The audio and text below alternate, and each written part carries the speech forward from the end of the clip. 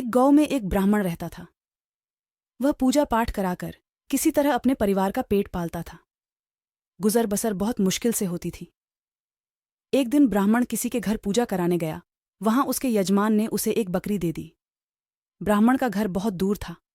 वह मन ही मन सोचता जा रहा था, इस बकरी को अच्छे से पालेंगे, ये दूध देगी, उसे बेच देंगे, उससे जो पैसे आएंगे उससे घर का गुजारा बहुत अच्छे से हो जाएगा। उसी समय जंगल के रास्ते पर 3 ठग बैठे थे। उन्होंने ब्राह्मण को बकरी ले जाते देखा तो उनके मुंह में पानी आने लगा। पहला बोला, अगर आज ये बकरी हाथ लग जाए तो शाम को दावत हो जाए। दूसरा बोला, ब्राह्मण ऐसे तो बकरी देगा नहीं, कुछ तरकीब लगानी पड़ेगी।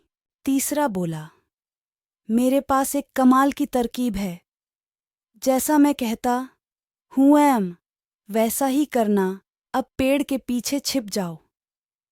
तीनों पेड़ पीछे छिपकर बकरी हड़पने की योजना बनाते हैं। उसके बाद पहला ठग ब्राह्मण के पास जाकर कहता है, ये क्या पंडित जी, कंधे पर कुत्ता लादकर जा रहे हो? यह सुनकर ब्राह्मण गुस्से से कहता है, मूर्ख, मेरे कंधे पर बकरी है, कुत्ता नहीं, अंधा है क्या तू? यह सुनकर ठग हंसने लगता है। पंडित जी, आपके कंधे पर कुत्ता है। अगर किसी को पता लग गया कि एक पंडित कंधे पर कुत्ता लेकर जा रहा है तो कितनी बदनामी होगी। पंडित जी ने कहा, यह बकरी मुझे यजमान ने दी है, कुत्ता कैसे हो सकता है? तू अपनी आंखों का इलाज करवा। यह कहकर पंडित जी आगे बढ़ गए। पहला ठग आगे चला गया। कुछ देर बाद दूसरा ठग पंडित जी के पास आया और बोला, पंडित जी, ये गाय का बछड़ा कहाँ से ले आए और इसे कंधे पर उठाकर क्यों घूम रहे हो? पंडित जी को बहुत गुस्सा आया। उन्होंने कहा, आज क्या सारे मूर्ख मुझसे ही टकराने हैं? ये बछड़ा नहीं, बकरी है।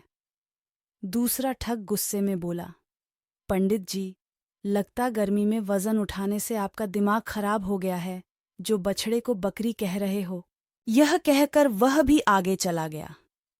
अब पंडित जी सोचने लगे, पता नहीं क्या बात है, पहला आदमी इसे कुत्ता कह रहा था, दूसरा आदमी इसे बछड़ा कह रहा है।